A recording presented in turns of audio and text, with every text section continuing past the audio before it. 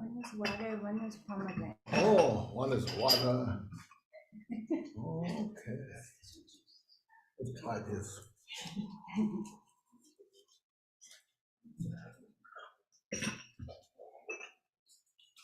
Ah.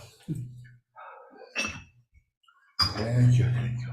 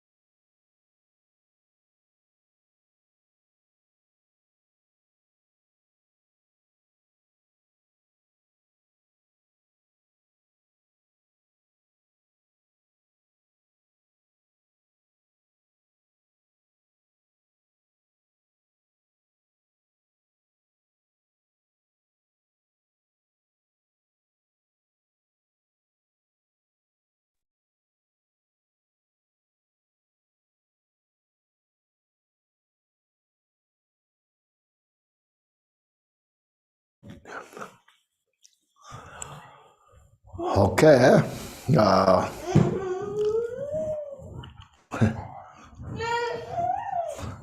Us. Please take a deep breath. Inhale and exhale. Then I thought, I don't know if you have this short Kuryoga of Gampopa. Yeah, here in this book, if you have.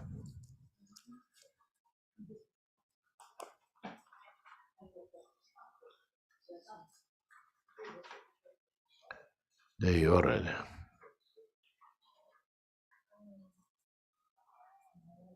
Here. You have the book, page 351. Sorry. 351.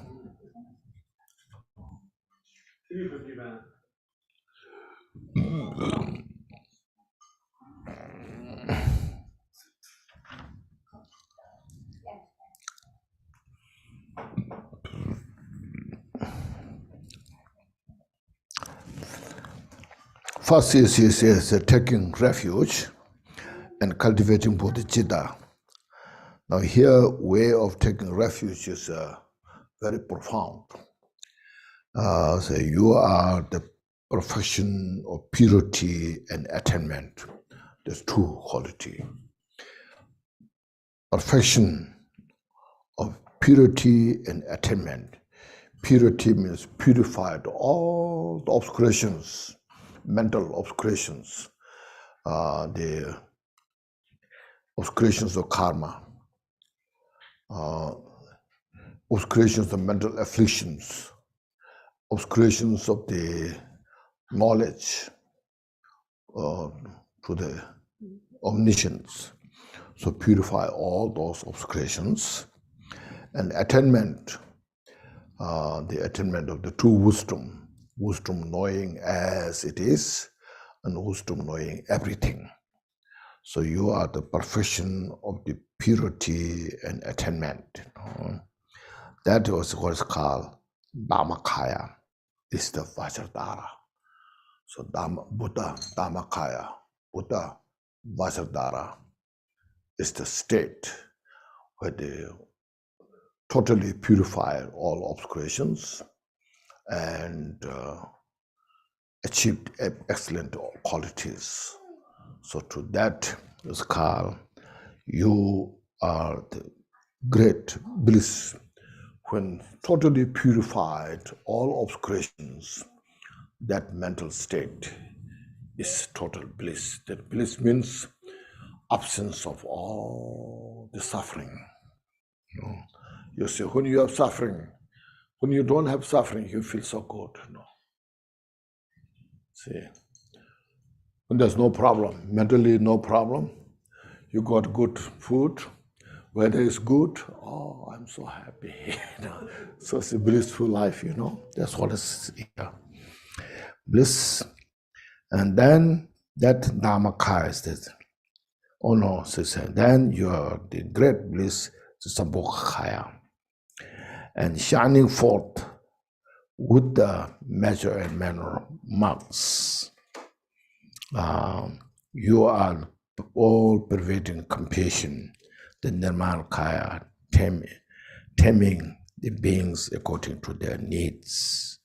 You are the whole. No. What happened here? Sorry. This visualization. It's okay. First, we also there's Gampopa's explanation.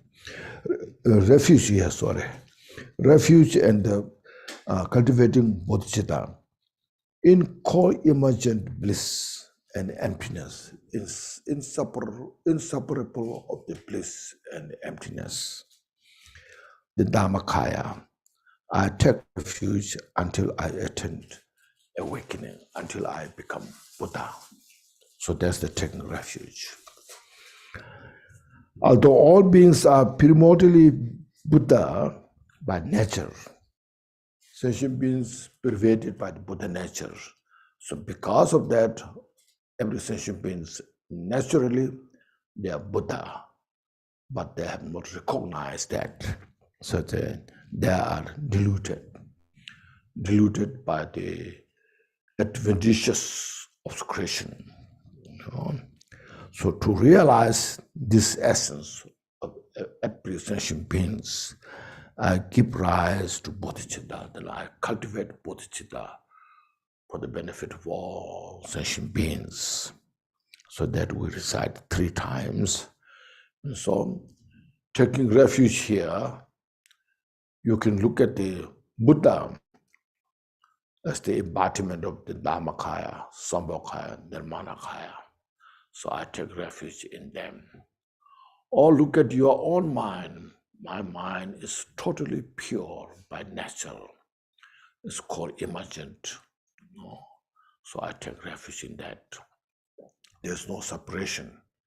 But until we realize there is separation, I cannot call I'm a Buddha because I have the Buddha nature. But even though I have Buddha nature, but I have not revealed the Buddha nature. So still I'm an ordinary person. But when we take refuge in the way I take refuge in my mind, the total premortal nature, means I will make every effort to realize that. So to that, I take refuge. So way of taking refuge, there's also different levels, different states. Now, first is mentioned as a Buddha, the embodiment of Dharmakaya, Sambhogakaya, Nirmanakaya, and that. So I take refuge in that Buddha Dharma Sangha. So Buddha Dharmakaya is Buddha. Buddha Sambhogakaya is the Dharma. Buddha Nirmanakaya is the Sangha. So Buddha is embodiment of Buddha Dharma Sangha. So to that I take refuge. And all sentient beings who are in the nature of the enlightened state, but since they're under the control of the mental afflictions, they're suffering so much, unending. The suffering is relentless. Without choice, they suffer. So we cultivate such a great bodhicitta. So bodhicitta is such a very important. Generally, Buddha's teaching is so precious because the bodhicitta gives us the how to cultivate bodhicitta to all sentient beings. So that is the total peace in the relative state, in the absolute state. The both state, the bodhicitta is the source of the courage, source of peace, source of wisdom. So that's why Buddha's teaching is such precious. We start right from the beginning, peace. The mind is peace, relaxing peace. From there, Dharmakaya, total peace, unafflicted peace. Peace surrounded by all the wisdoms, excellent qualities. So therefore, we take refuge in the Buddha Dharma Sangha, and then we cultivate bodhicitta for the sentient beings' benefit. We have to say for the sentient beings' benefit, because without the bodhicitta, there's no other cause to become Buddha. You see, we have to relate to the mind to every sentient beings. We have to make the mind unconfined mind, as vast as the space. Open that mind, and then to all sentient beings' benefit, I will benefit sentient beings, and for that I cultivate that mind. So that is the taking refuge and cultivating bodhicitta. Next is what I was reading about, that is who was Gampopa. Briefly this morning I mentioned Gampopa was responsible to establishing the complete form of Buddha's teaching, both Mahayana, Vajrayana, or Sutrayana, Vajrayana, without contradiction, and establish the Buddha's teaching without any contradiction. All the vows, vow of the Vinaya, vow of the Bodhicitta, the vow of the Vajrayana, Samaya, all just support each other. The nature is one thing. So that's how Gampopa established that kind of tradition, the Buddha's teaching, in a complete way. So many other great teachers, they follow so Gampopa's lifestyle, a way he taught. So then his mantra, Namo Guru, Jambudvipa, the wall. Jambudvipa is the wall, this wall. Jambudvipa, Kirti means family, the well-known of the world. This name is given to Gampopa by Milarepa. At the time, said, then Milarepa said, no, you can go to Central Tibet. You should go to retreat. Whatever I taught, all this, until you become Buddha. Your name, Zambuddhepa, Zamling Trapa, no, the Bhikkhu, Vajra Bhikkhu, Gelong Dorchen Zempa, no, the Vajra holder Bhikkhu, no. Then your name is the fame in the world, the fame in the world, famous, you know.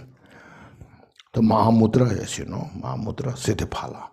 May I realize the Mahamudra, paying homage to Zambuddhepa, Dharma Lord Gampopa, Namo Guru. Okay. Then we have the supplication to the Gampopa. Gampopa has a long history. When our Buddha Shakyamuni was in the world in Rajgir, that time Gampopa was born as a great Bodhisattva who is called Chandra Prabhava Kumara. So the Bodhisattva, the great Bodhisattva, Chandra Prabhava Kumara, born in that name. Then that Bodhisattva requested Buddha to teach the king of the sutra, the Samadhi Raja Sutra. So when Buddha was teaching that, then Buddha told the life stories of Gampopa. He was born as a previous called, you were Supushpa Chandra. That's called Mento Danze in Tibetan. The beautiful moon Mento Danze. The Mento flower, Supush Chandra, the moon, Chandra Prabha, a beautiful moon of this flower. And then there is called Buddha, who's called Betmot Tara. Method that's Peme Lama, is called Peme Lama in Tibetan. Also, Betmot Tara, Peme Lama. So Buddha told the previous lives of the Janjusapa Daishuno. Yeah. So you were this Supashpa Chandra and Pramotara. In the presence of the Shakyamuni, you were Chandra Prabhava Kumara. Here in this land of snow mountain, you are known as the physician monk, Laje, Kelong, Laje.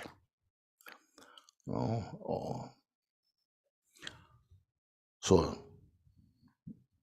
Gampopa has that kind of history, reborn again and again. Sometimes Buddha, sometimes Bodhisattvas, promoting Buddha's teaching and sharing Buddha's teaching to all sentient beings. So you are in that kind of nature, So I supplicate you who were prophesied by Victor, and Buddha Shakyamuni has prophesied that he will come in the future, because at the time of teaching of this Samadhi Raja Sutra, the king of the meditative state, then after the teaching, Buddha asked to all those assemblies, many great Bodhisattvas there at that time. So now I talked all this teaching to you. Who will now from here, who will take the responsibility to promote these teachings to sentient beings to free from samsara? So no bodhisattvas have the courage. So then Chandra Prabhava Kumara, Bodhisattva, he stood up, said, I will in the future promote these teachings. So with this, when he said that, then there are many other Bodhisattvas stood up. Now, when he, Chandra Prabhava Kumara, teach this teaching, we will be there, or I will be there, many, then they said, will support him. So many of the Gampopa's disciples were the rebirth of that time, for example, Buddha, So this Gampopa, so please help us. Now we need you here in 21st century.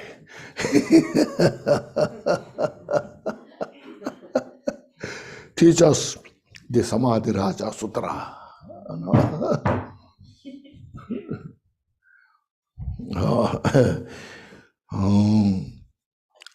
Those things and some things yes, Samadhi Raja Sutra, the king of the meditative state. So I supplicate you who were prophesied by the victor that. So after saying these prayers, we will say 3 times, but if you say, you can say more, if you like. Then we receive the empowerment or the blessings. See, the way we are receiving blessings, that by the blessings, power of the one-pointed supplication, means by your devotion. As mentioned this morning, unflinching devotion. Your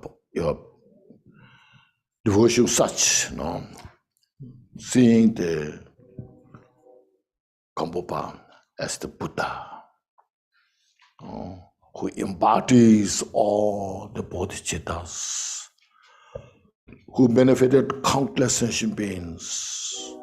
So see that nature.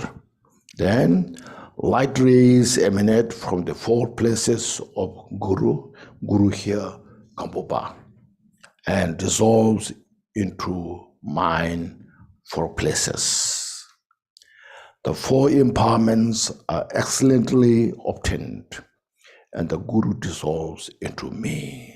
So that time, you visualize Gampopa, of course, before, they keep that visualization from Gampopa's forehead. When you visualize Gampopa, not as a substantial, like a flesh and bone body, rather than body of the wisdom and compassion. So from Gampopa's forehead, white light manifests. That white light represents the wisdom body of all the Buddhas. Manifests from Gampopa's forehead and dissolves at your forehead and pervades your entire body. That time you meditate, your whole obscurations related to the body are fully purified. Receive the Buddha's wisdom body blessing, and you are transformed into any yidam practices you have. White Dharma, Chenresi, any you have, you transform into that form. Okay. And from that time, Uskar received the empowerment of vase empowerment and plant the seed of the Nirmana Kaya to achieve. And then from Gampopa's throat, a red light emanate or manifest, dissolved at your throat. So the red light symbolized the wisdom speech of all the Buddhas. When that dissolves into your throat and pervades your entire body, meditate, all your obscurations, negative karmas they have created by your speech are fully purified. And this purifies all the secret chakras and channels of the body. And this is called the secret empowerment.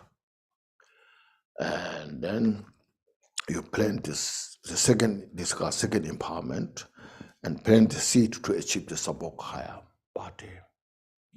And then from Gampopa's heart level, blue light, very pristine, clear blue light manifests.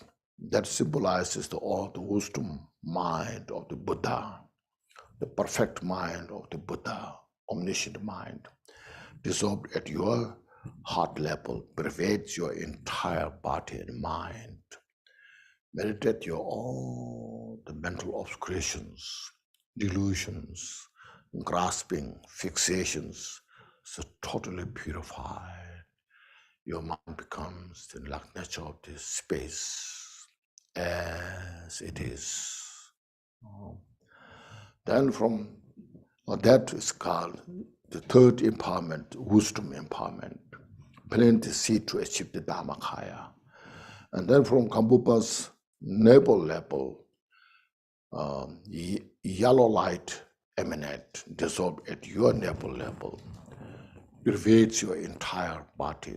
So that light represents the subtle wisdom, most subtle wisdom,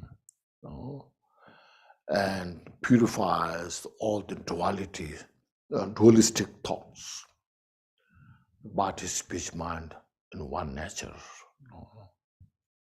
It's called fourth empowerment. Okay. Then after that, because of your strong devotion, one-pointed mind, that Gampopa dissolve into light. And that light dissolve from the forehead, pervade your entire body, speech, mind. The Gampopa, who is nature of the Buddha, so you transform into the Buddha's nature. And then sit your mind is as it's a space.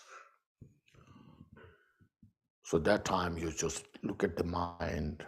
There's no anything, no mental obscurations, all pervading nature, free from elaboration. That's because of receiving the empowerments. And then there you meditate. Just relate to there.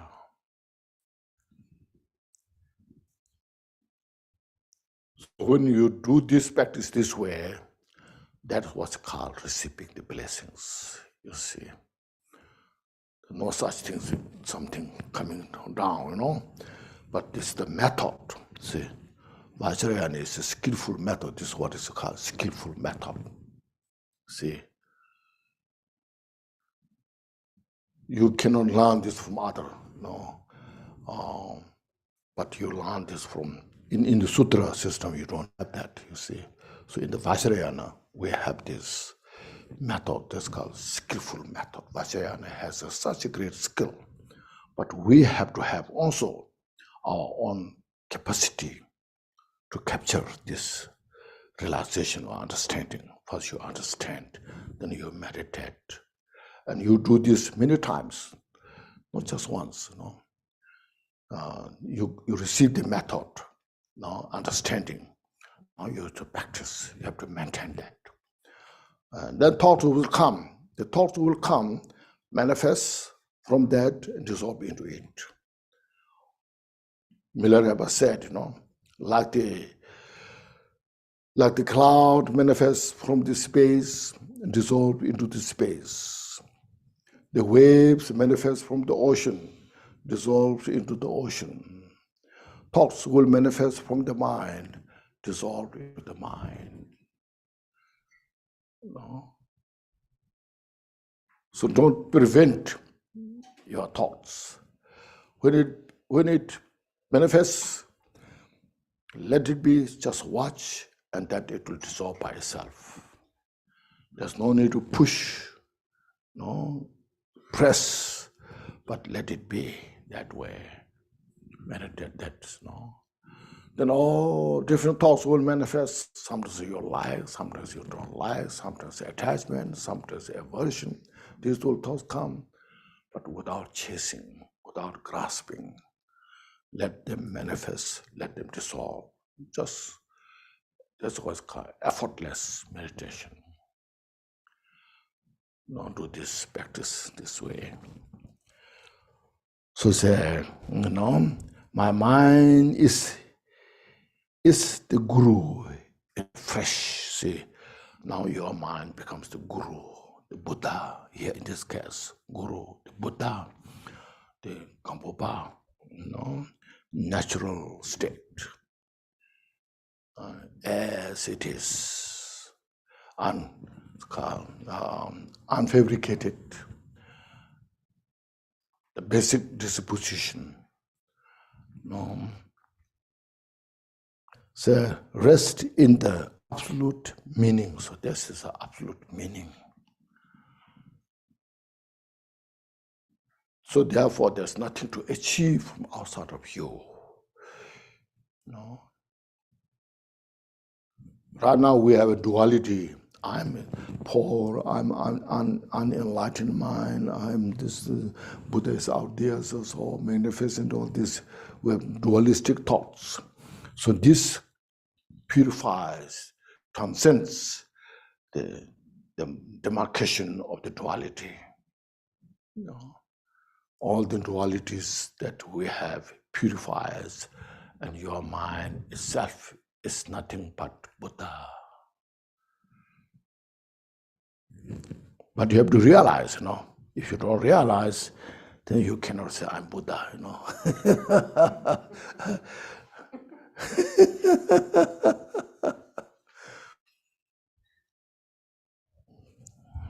Then after that, you meditate there.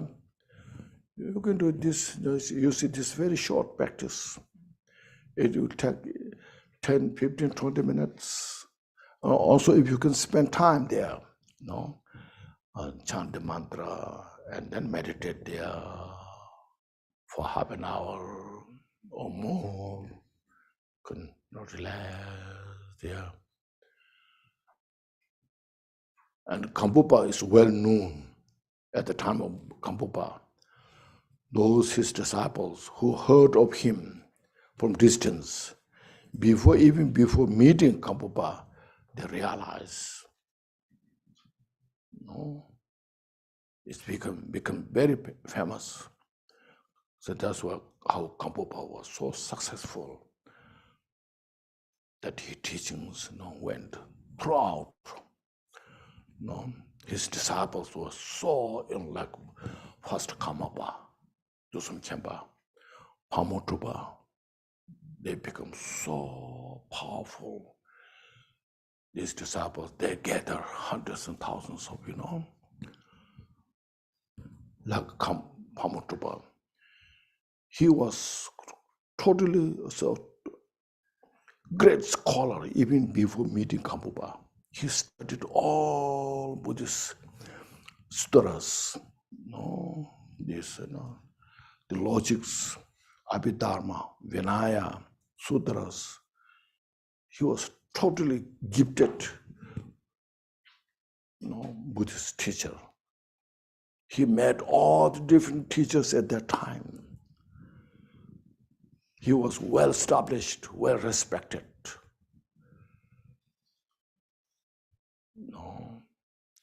But then when he met Gampopa,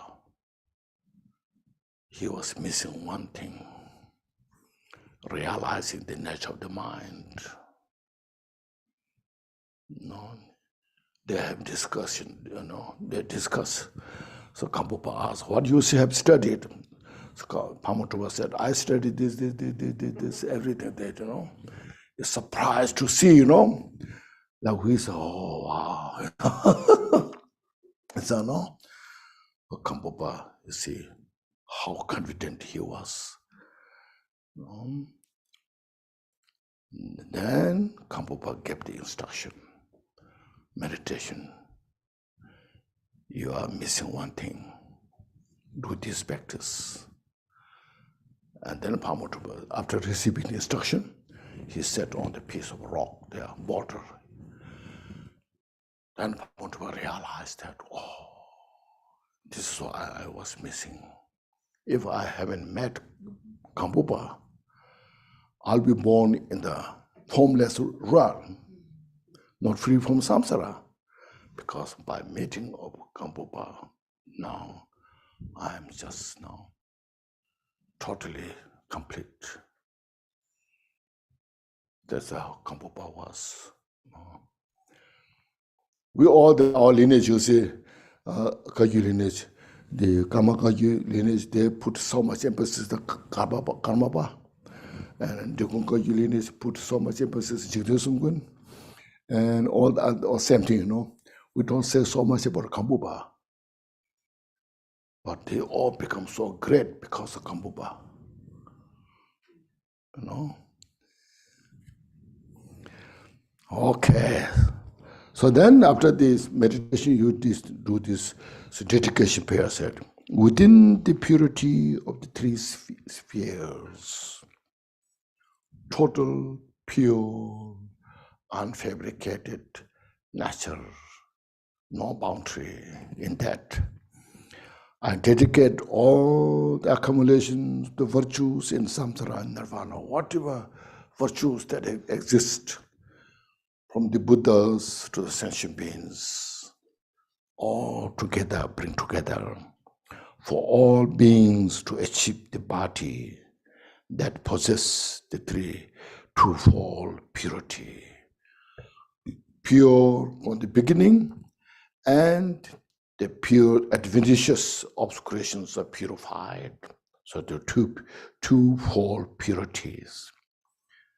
May every sentient beings achieve that state. Recognize the total nature of mind as it is by purifying the adventitious obscurations. Thus, may the equal taste be experienced in the great equanimity of Dharma. So may every sentient beings experience their true nature as it is. So dedication. No? So you are not attached to your own virtue. Rather, your virtue is shared to everyone so that everybody can experience and everybody become Buddha.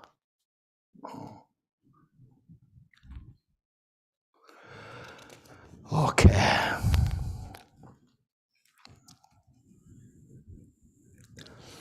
We say this in English. First, refuge in bodhicitta. Yeah, first estimation. Please relax your mind. Maybe once, take one more. Breathe, breathing in, inhale. And exhale all the stress. And be here. And with this, we say this now. In co-emergent bliss and emptiness, the Dharmakaya, I take refuge until I attain awakening. Although all beings are primordially Buddhas by nature, they are deluded. To realize this essence, I gave rise to bodhicitta. In co-emergent bliss and emptiness, the Dharmakaya, I take refuge until I attain awakening. Although all beings are primordially Buddha by nature, they are deluded. To realize this essence, I give rise to bodhicitta. In co-emergent bliss and emptiness, the Dharmakaya, I take refuge until I attain awakening. Although all beings are primordially Buddhas by nature, they are deluded. To realize this essence, I realize bodhicitta. Now visualization, we just say once. You are the perfect purity and independent. the Dharmakaya Vajradhara. You are great bliss, the Sambhogakaya, shining forth with the measure and manner marks. You are all pervading compassion, the Nirmanakaya, taming beings according to their needs. You are master of the Katampa and the Mahamudra lineage, or here say, as mentioned this morning, Gampopa started complete Katampa system from Atisha lineage, and after embodied all those teachings, then he met Milarepa, received the Vajrayana teachings. Om Namo Guru Zambo Depa Kriti Ma Mudra Siddhi Pala Om Namo Guru Zambo Depa Kriti Ma Mudra Siddhi Pala Om Namo Guru Zambo Depa Kriti Ma Mudra Siddhi Pala Om Namo Guru Zambu Depa Kirti Ma Mudra Siddhi Balam Om Namo Guru Zambu Depa Kirti Ma Mudra Siddhi Balam Om Namo Guru Zambu Depa Kirti Ma Mudra Siddhi Balam Om Namo Guru Zambu Depa Kirti Ma Mudra Siddhi Balam Om Namo Guru Zambu Depa Kirti Ma Mudra Siddhi Balam Om Namo Guru Zambu Depa Kirti Ma Mudra Siddhi Balam Om Namo Guru Zambu Depa Kirti Ma Mudra Siddhi Balam Om Namo Guru Zambu Depa Kirti Ma Mudra Siddhi Balam Om Namo Guru Zambu Depa Kirti Ma Mudra Siddhi Balam Om Namo Guru Zambu Depa Kirti Ma Mudra Siddhi Balam Om Namo Guru Zambu Depa Kirti Ma Mudra Siddhi Balam Om Namo Guru Zambu Depa Kirti Ma Mudra Siddhi Balam Om Namo Guru Zambu Depa Kirti Ma Mudra Siddhi Balam Om Namo Guru Zambu Depa Kirti Ma Mudra Siddhi Balam Om Namo Guru Zambu Depa Kirti Ma Mudra Siddhi Balam Om Namo Guru Zambu Depa Kirti Ma Mudra Siddhi Balam Om Namo Guru Zambu Depa Kirti Ma Mudra Siddhi Balam Om Namo Guru Zambu Depa Kirti Ma Mudra Siddhi Balam Om Namo Guru Zambu Depa Kirti Ma Mudra Siddhi Balam Om Namo Guru Zambu Depa Kirti Ma Mudra Siddhi Balam Om Namo Guru Zambu Depa Kirti Ma Mudra Siddhi Balam Om Namo Guru Zambu Depa Kirti Ma Mudra Siddhi Balam Om Namo Guru Zambu Depa Kirti Ma Mudra Siddhi Balam Om Namo Guru Zambu Depa Kirti Ma Mudra Siddhi Balam Om Namo Guru Zambu Depa Kirti Ma Mudra Siddhi Balam Om Namo Guru Zambu Depa Kirti Ma Mudra Siddhi Balam Om Namo Guru Zambu Depa Kirti Ma Mudra Siddhi Balam Om Namo Guru Zambu Depa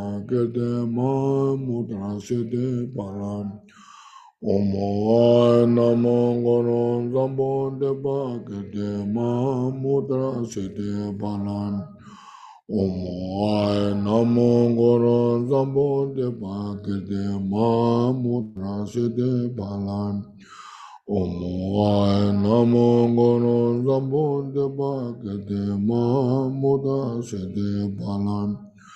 Omo namo goron zambo de bagde ma mudra sede balam. Omo namo goron zambo de bagde ma mudra sede balam. Omo namo goron beru de bagde ma mudra sede balam. Omo namo goron zambo de bagde ma mudra sede balam. Omo namo goron zambo de bagde ma mudra sede balam. Omo namo goron zambo de bagde ma mudra sede balam. Omo namo goron zambo de bagde ma mudra sede balam. Omo namo zambo de bagde ma mudra sede balam. Omo namo goron zambo de bagde ma mudra sede balam. Omo namo goron zambo de bagde ma mudra sede balam. Omo namo zeba de bagde ma mudra sede balam. Omo namo goron zambo de bagde ma mudra sede balam. Now next page, repeat 3 times.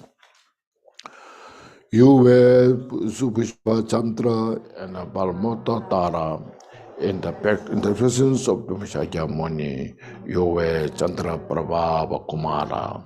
Here in this land of Snow Mountain, you were known as the physician monk. I supplicate you, you were prophesied by the victor. You were Supushpa Chandra and Padma Potara. In the presence of Shakyamuni, you were Chandra Prabha Kumara. Here in this land of Snow Mountain, you are known as the physician monk. I supplicate you who were prophesied by the victor. You were Supushpa Chandra and Paramatapara. In the presence of Shakyamuni, you were Chandra Prabha Kumara. Here in this land of Snow Mountain, you were known as the physician monk. I supplicate you who were prophesied by the victor. Now we receive the 4 empowerments. First we chant this. By the blessing power of this one-pointed supplication, light rays emanate from the 4 places of the Guru and dissolves into mine. The 4 empowerments are excellently obtained, and the Guru dissolves into me. My mind is a Guru in a fresh, natural state.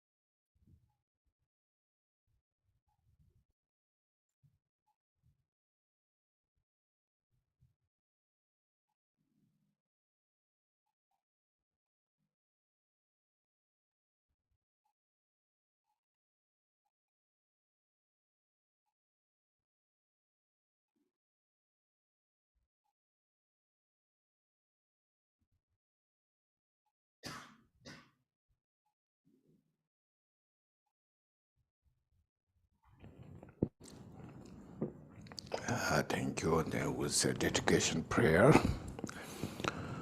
Within the purity of the three spheres, I dedicate all the completion of virtues in samsara and nirvana for all beings to achieve the body that possesses the twofold purity.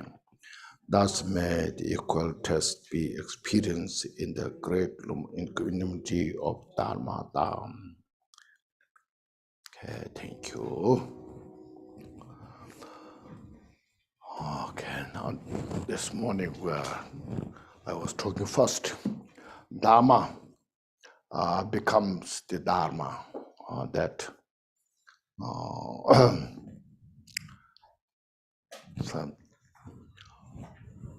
so how to become Dharma becomes the Dharma, or mind follows the Dharma. I was just basically touching about the impermanence. This is very important to see that nature.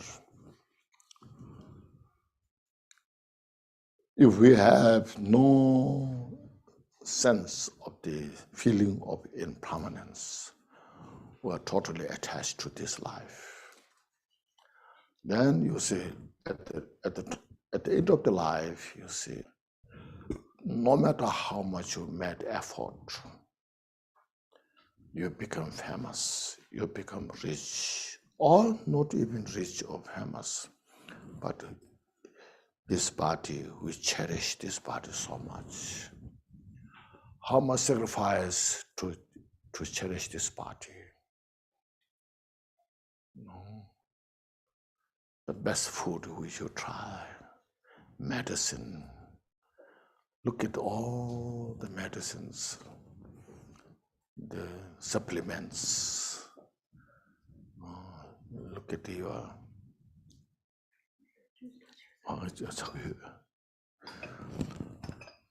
So you see, to cherish this body, how much we go through. But at the end of the life, we have to leave behind.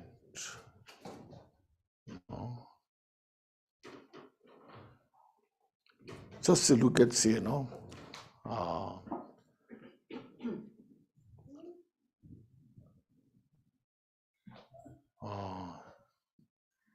how much we pay insurance, health insurance, you see. There's so many insurance you have to pay, this and that, and eye, teeth, all the organs. All the organs of the body you have to pay, And how much you have to work hard to make that happen. But at the time of death, then you have to leave everything behind. How much you got the benefit now?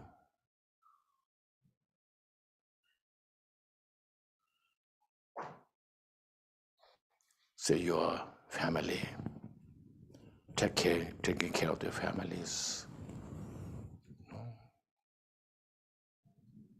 And how much you have to make effort to please those, how much you have to go through suffering to please those, But then at the end of the day, you have to leave this behind without choice.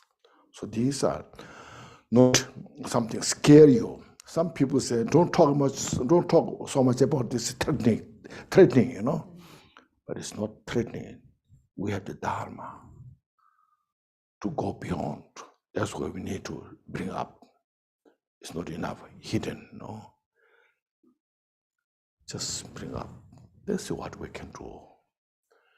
Because if you have no Dharma teachings that we have, then of course no need to talk about that, no benefit. Only it makes you more suffering, You worry about it. But since we have the Dharma, we have the wisdom, we have the skill, we have the method. So this is, you just make the balance, which is more important. You see, you want to suffer for the endless of the samsara, or you want to free from that boundary. You see, And especially we have the Vajrayana teaching, as like those Guru Yoga as I described, So when you receive all the empowerments, you see, you get a glimpse of that reality nature. So to capture that, to realize that, then we have to bring up those which makes the obstacle to achieve that, you see, which makes the impediment. When we face the impediments, the obstacles there, then if we cannot get rid of those impediments, we cannot realize this, because we cannot achieve the mind free from the boundary. We have to achieve the mind free from all the boundaries. That's mind, it's nature. We're not making it, but we try to realize that nature, you see. Therefore, you see, look at the first impermanence. Impermanence is very clear, obvious, clear. Everybody knows one day I will die. But before that, how much we cherish, and how much we go through. So reflect the impermanence. Even though we know the sense of I will die, but still, we cannot get, leave that behind, So when you have collect all the pictures, when you are 10 years old, picture 20s, 30s, 40s, 50s, 60s, 70s, then you say, this is when I was 5. This is when I was 10, and this is when I was. You have a sense of permanence. It's me. Even though you see your picture 5 years old, 10 years old, and now you're 60 years old, 70 years old. She said, "This is me." It's totally different. You see, look at the picture. 5 years old, 10 years old, your picture, and now you look at say, totally different. But still say, this is when I was, So there's sense of attachment there, sense of the permanence.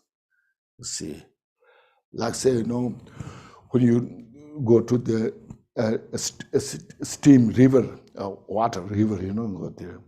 You went there yesterday with a group of people, and today you go there, you say, I saw this water yesterday. In reality, that's water you saw yesterday is gone. It's gone in the ocean, But still said, I saw this river yesterday, or last year.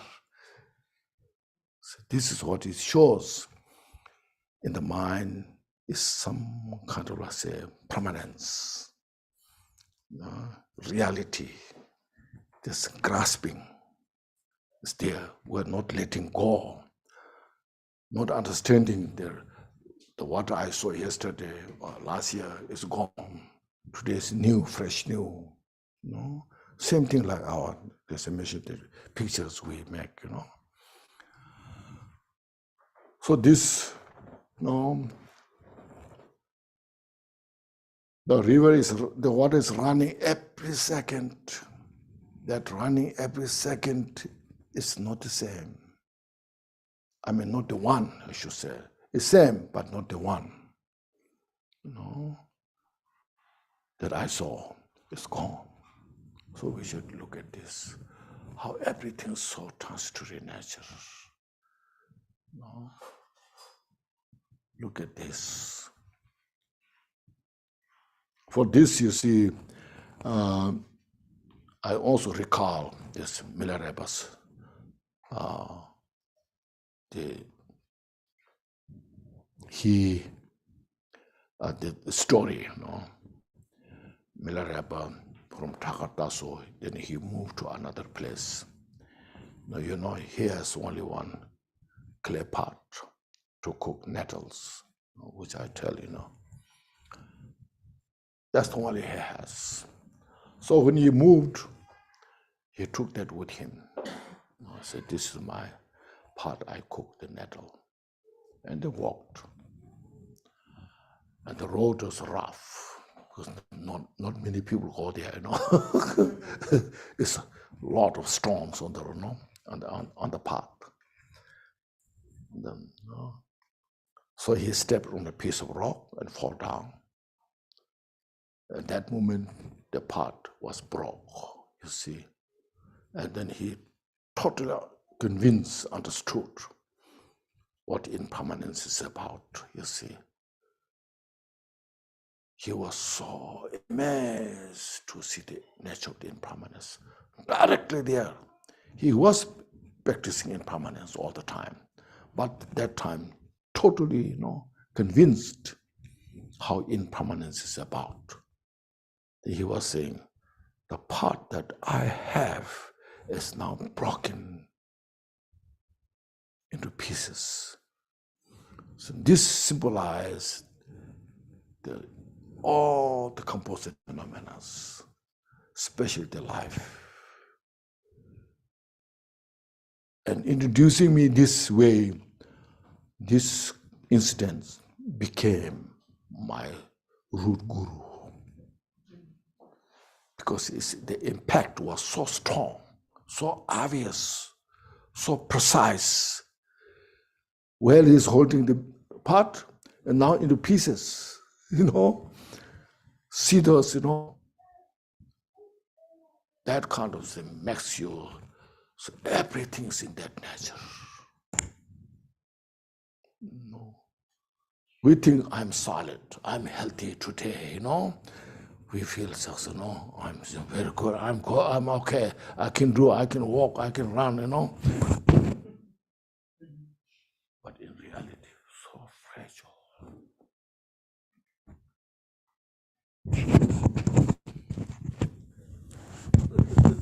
See? So impermanence, you see? It's demonstrating you. If you don't realize, still there. So this, you see, look at this. So Miller ever said, I'm so grateful about these teachings. Now he was not worrying about, now I broke the one part, now how I can get the second one, where I can get. I'm the most unfortunate person. We can say that, but he was not worrying about that. He just felt so grateful. This is the enlightening for me, which I'm working for. No. See, these are so simple but very precious. No, we need to remind again and again those, you see.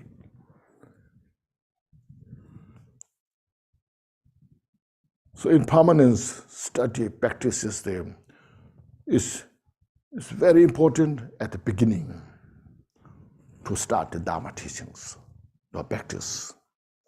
It's very important at the middle to continue your practice. It's very important at the end for the perfection of the Dharma practice. Sometimes we say, we have done four preliminaries, you know. Do you know this? Yes, I know the impermanence and precious human life, suffering of samsara, kosara. Yeah, I know. But we are not convinced. No, we are not brought into the mind, into our mind stream. That's why still our mental afflictions are so gross, so stubborn.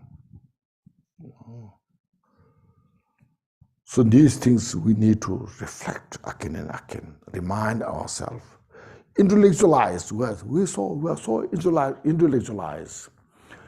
Yeah, I'm sure you have seen a lot of monks that debating, you know. So they're so intellectualized, all this. But when you come to sit, meditate, very difficult. If you ask questions, they have so much wonderful answers they give you. But the practice-wise, then not so much. That's how Dharma is declining, no? See, intellectualizing, who's more scholar, who's better, debaters, who's better composer, These things, we just look at those things and not looking how to practice. Like say, I'm talking so much, my mind is so gross, you know.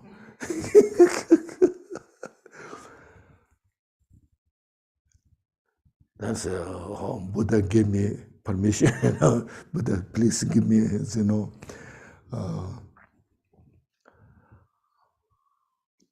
special blessing, you know. So the impermanence is such an important point. Dharma becomes the Dharma, or mind follows the Dharma. So in this life, we have the precious human life. We'll stay, you know. So what opportunity, what we have? We have precious human life. We met the Dharma. There's so many people in the world who have met the Dharma. Very few. You know? And those who met the Dharma, they are not so serious. You know? They're totally engaged for this life's enjoyment, this life's benefit. Not so much for enlightenment, forget it, enlightenment. Even you see next life, a better life, you know. There is somebody dies, can you say some prayers? This person has died, you know, passed away. How much prayers you can say? Buddha is saying, always do all the prayers. If there's a way Buddha can do, Buddha must have done by now. But that doesn't work. We individually make effort. As this morning I mentioned, you know.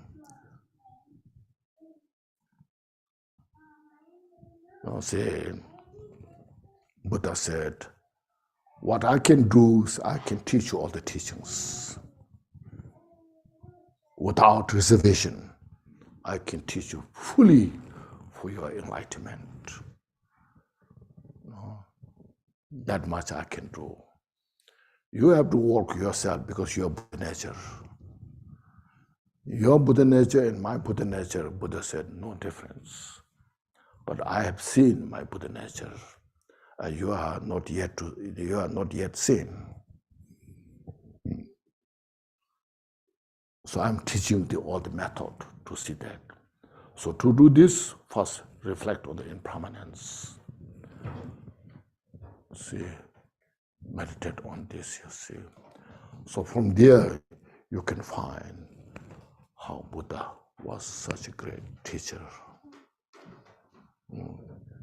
Wise, compassionate, taking full responsibilities, not pretending or something else, rather very frank. No? So Buddha, he renounced the kingdom when he was 29. Then at the end of his life, he's renounced. No? Otherwise, when he was 35, he's enlightened. I become Buddha. Before that, he was Siddhartha, you know. And then I become Buddha. I become Buddha. Now I collect all the offerings, you know. I built mansions, palaces, you know. I can enjoy and make big Sangha gatherings, you know. He didn't do that. So you all Sanghas go for baking. And he himself went for that. Every lunch he go outside, get that, and then meditate. So like that is all his rest of his life. Look at the life story of Milarepa. No. He sustained the life of the Buddha, Milarepa. And Gampopa, because he was such a great, he only built that assemble hall in Talakambo, but not many. And Jitun Sungu, you see, only built a memorial for his teacher, Pamutupa, this great famous stupa. But all the offerings that he received, he given to the thousands of the monks. This is why I got, I share, you read, you eat, you practice, you meditate. No? So that's why I said, how many sentient beings have benefited? And we look at this impermanence. Nagarjuna said, when you remind yourself you're born, that means you remind yourself one day you'll die. Once you remind yourself one day you'll die, that reminds you impermanence. Once you remind your impermanence, then you will practice Dharma. You understand the Dharma. This is the first very important point. Reflect to yourself. We should know how to take responsibility to ourselves.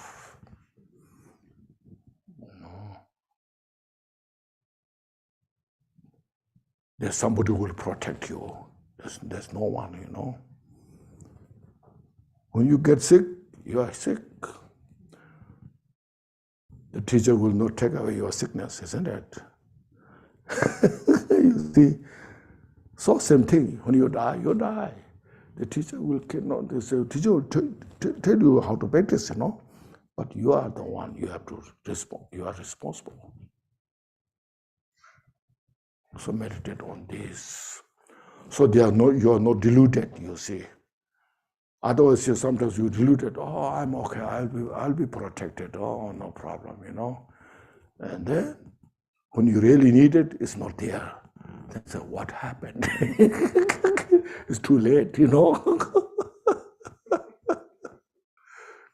So you have to prepare ahead. So like this Guru Yoga practice, you dissolve into you, meditate on, purify, practice this. So this way, mind follows the Dharma. If you are practicing Dharma for this life, you are not Dharma practitioner. So no.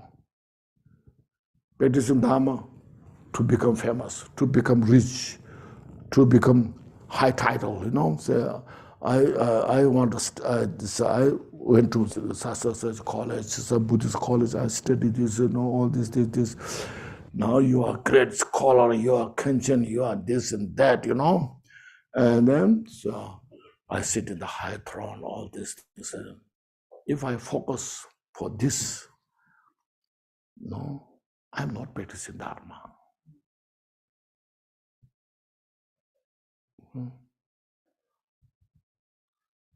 I'm just deluding myself. So that's why I said, going in this, in Tibetan it's called, you are your leader. You are your protector. You are your enemy. Nobody can destroy you except by yourself.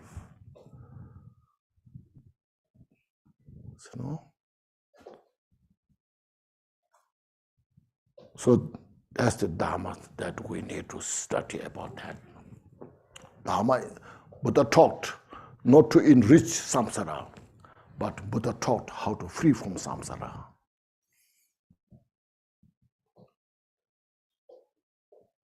So this Dharma becomes the Dharma. For all sentient beings, for enlightenment, to free from samsara, all these things.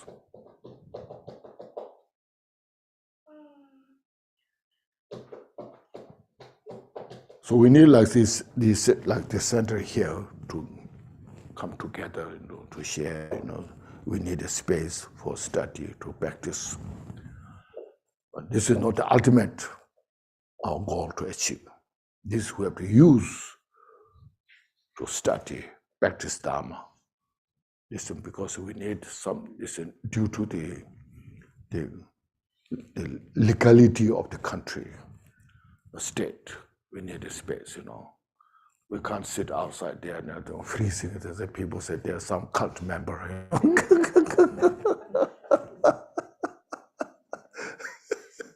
So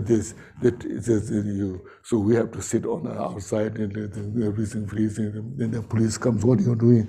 We're practicing Dharma, They say you are crazy.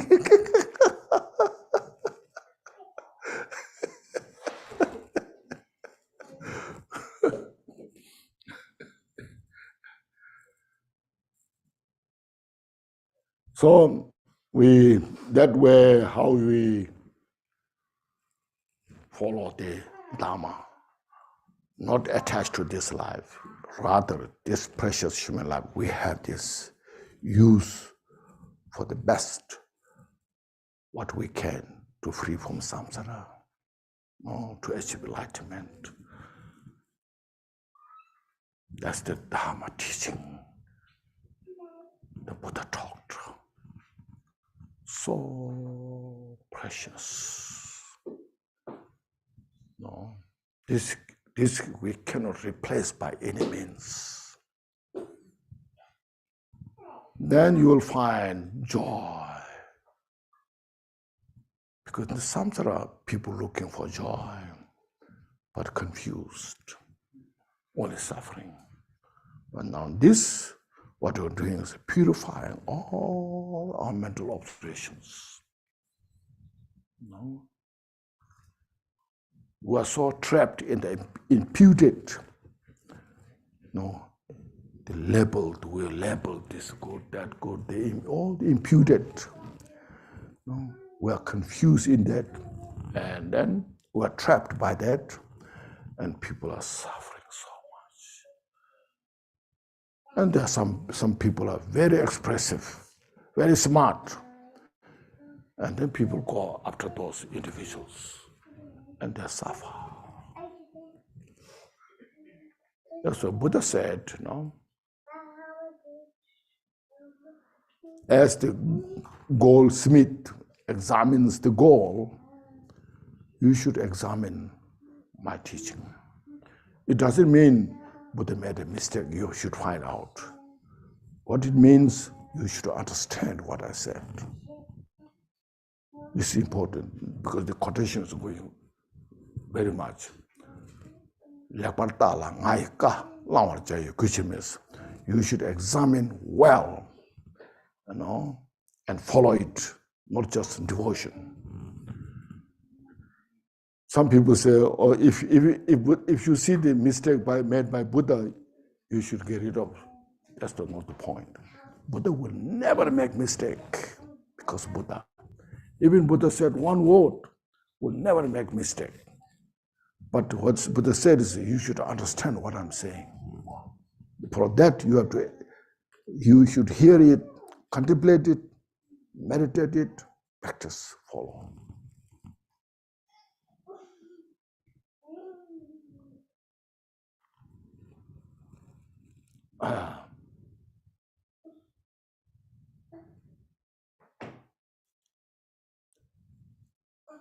So there was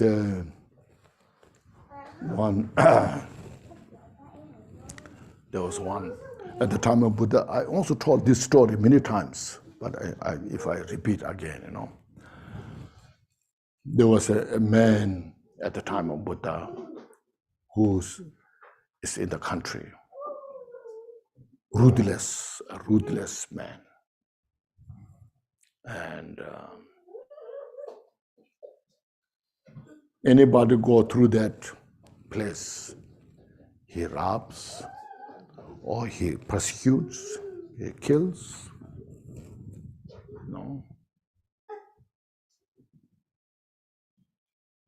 So one day it happened, Buddha was going through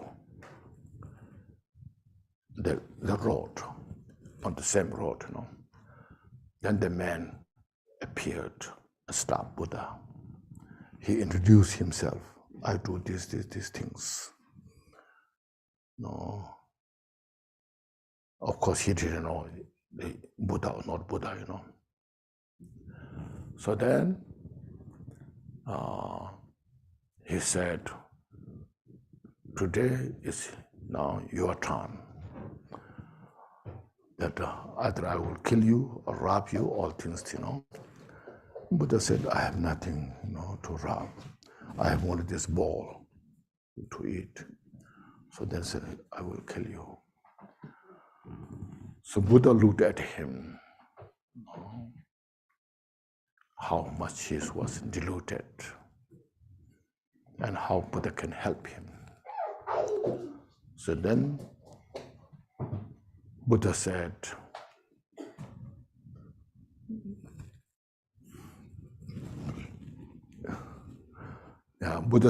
before you kill me, I have some questions to ask you. Then the man said, okay. And then there's a big tree.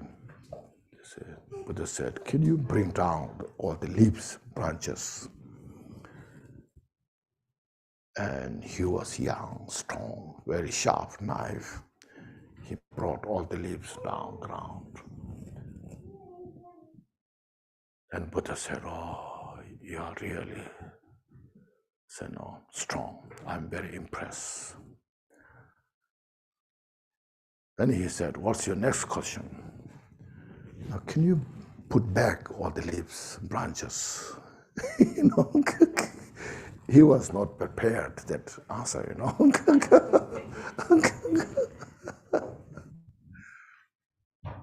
He didn't expect that, Then he was a little, intimidated, because he showed his strength to bring down all this. Now put back, no strength, He said, why are you asking these questions? What do you want? What do you want from me? No, Buddha said, since you are here, so I want to ask these questions. I want to see your ability. Now I see your limitation. So as you brought down all the leaves and branches from this tree, now you have no power put back. Now look at this, Buddha said. How many lives you have taken? People, how many people you have killed? And how many you have benefited, helped? You see. See, you can kill me now, but you have no ability to help me. No. So when you took advantage of those people, kill, rob, see, how many people are suffering, screaming, asking to help. No. Look at that, you have to think about that.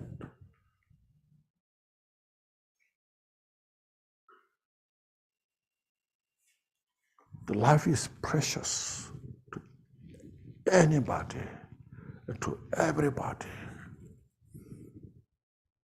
That such a precious life is the most precious in our life. And you destroy that. And so much suffering went through that. And you have done that. You could not help even one person. No.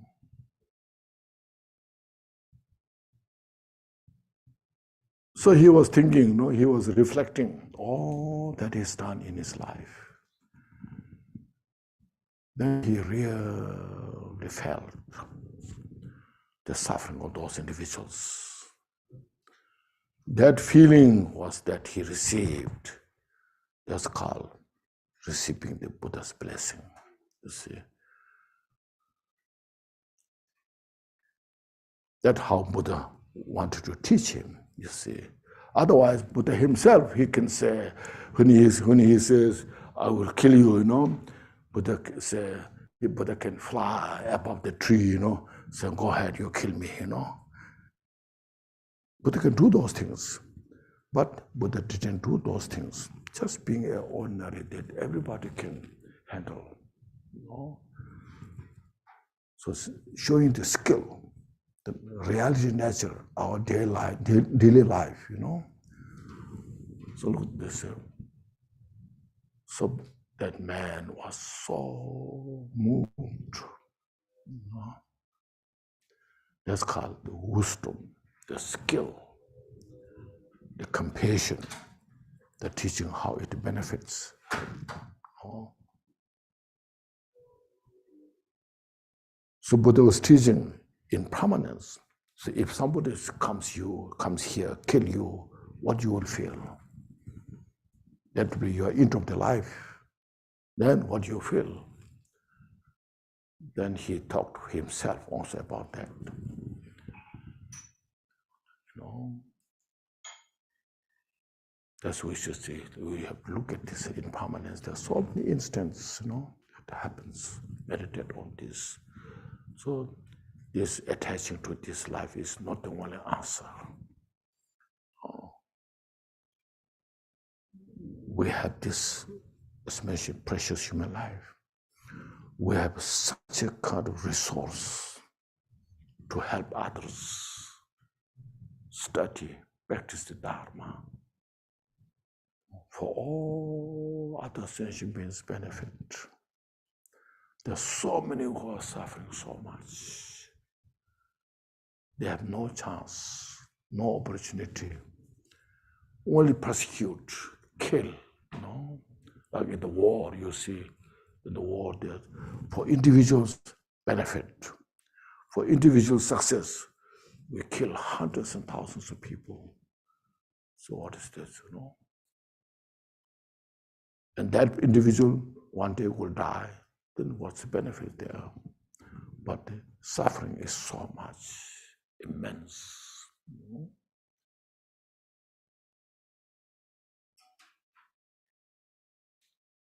So it is, as mentioned, you know, the education is so appreciated in this 21st century. You know, establishing many universities everywhere, because when you have more educated people, the better off the country. You know? The country is more powerful, more educated. You know? So Buddha's teaching is education, but education the right way, based on the wisdom, based on compassion, not just some intellectual, not just being smart, no. The truth, yeah, not just be smart, because we are so kind of, there's a technical wisdom, say technologies, science, because science, computer science, there's nowadays, when people say, what do you study? I study computer science. Oh, the eyebrows, become bigger,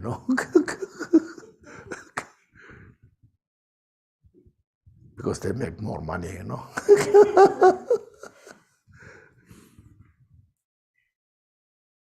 But you have to say, if you study wisdom, compassion, courage, how the mind is powerful, how the negative mind is powerful, which destroys the suffering.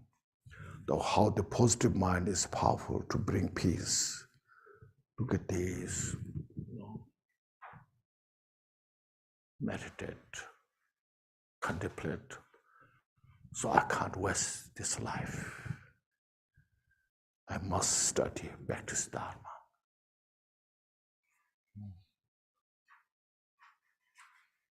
So this So look at this look at this, and reflect on impermanence, especially impermanence is very, very helpful. In the reflection, the song of the reflection by Jigten Sungwen, I'm sure you're reading those I've translated, Said, not here, not there, not there. If you find, it's there in that book. Opening the profound secret, something.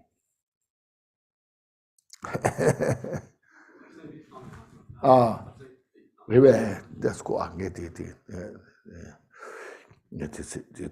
In the books, in that Jigten Sungwen said,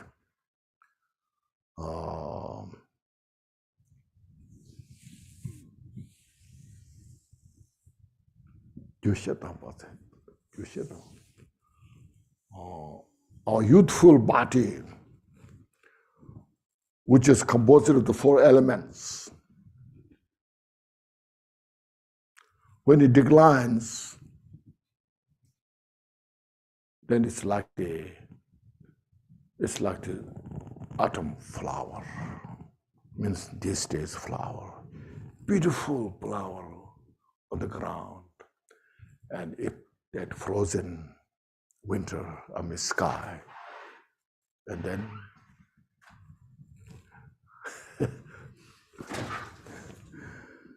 then you see next day the flower is frozen. It's like that. So fresh, so easy. So this, the strength, our youthful strengths are alive. We cannot rely on that.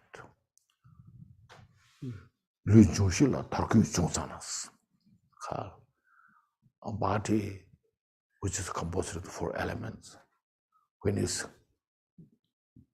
declines, our youthful strength is alive.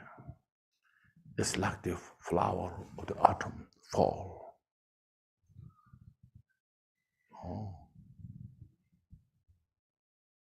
Even just now, you sit. Today I'm so good, healthy, can talk. Next day, if I got headache, I have no power. Even I cannot think enough. I'm overpowered by the pain, the headache. You see how fragile. So look at this.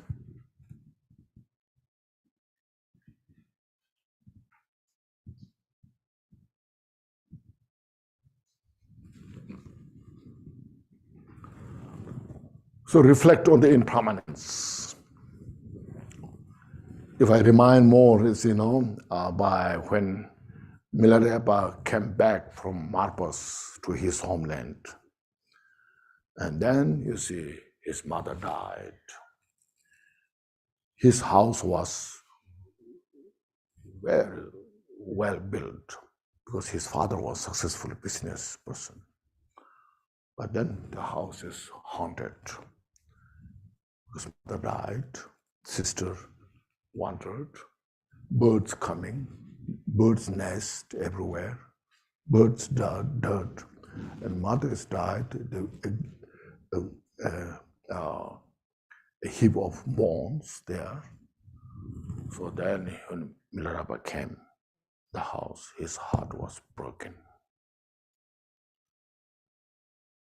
Then he was saying,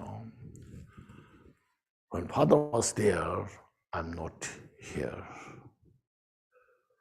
When the son is here, father is left, gone.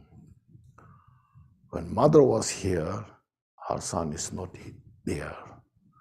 When the son came, the mother is a heap of bones. When the brother is here, the sister is not here. When the brother came, sister wanders. When the house was beautiful, there was no honor. When the honor came, the house is haunted. you know, what is impermanence? I must practice, I must go to Takataso and do retreat, meditate. So these all conditions made us such a strong conviction, a strong kind of, pushed his mind by many ways, to study and to practice the Dharma. And then they were totally convinced, and he made the history, So because of the reflect on the impermanence, he said, I went to the mountain because of fear of the death. And while I was in the mountain, I meditated constantly because reflect on the impermanence. He said, now I captured the fortress of unchanging, means I realized the nature of the mind. I'm free from the fear of the death.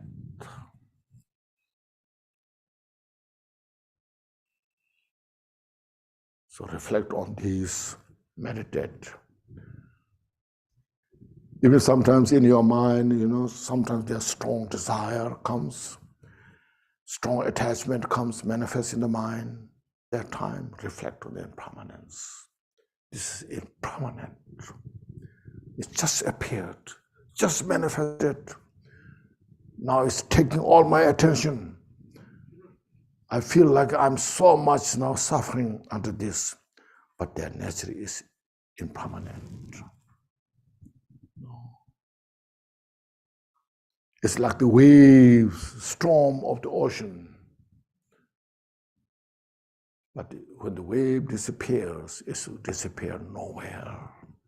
So this manifestation of the emptiness, manifestation of my habit, or what's called inveterate propensity,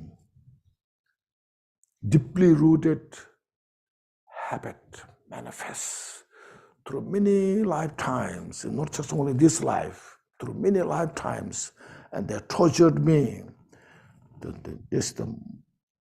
My responsibility is to purify this.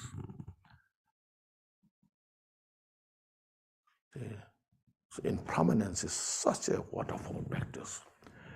Then at the end of the day, when you practice impermanence, it will help you to realize Mahamudra, emptiness. They are same meaning.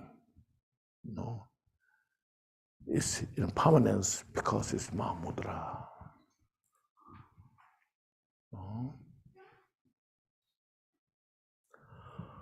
Okay, shall we make a short break? La. Hola, so. Zoom now. Zoom now. The break is half an hour, okay. Om Bada Sato Samaya, Manu Balaya, Badra Sato Tenopa, Tijan Teto Membawa, Sudu Kayo Membawa, Subuka. Anorado Membawa, Sorosity Meprayata, Sorokarma Suzame, Chetan Shia Kuru Hum, Ha Ha Ha Home. Sorotagata Badra Mamamazambar Zimbawa Mas, Yasadua. Okay, thank you so much.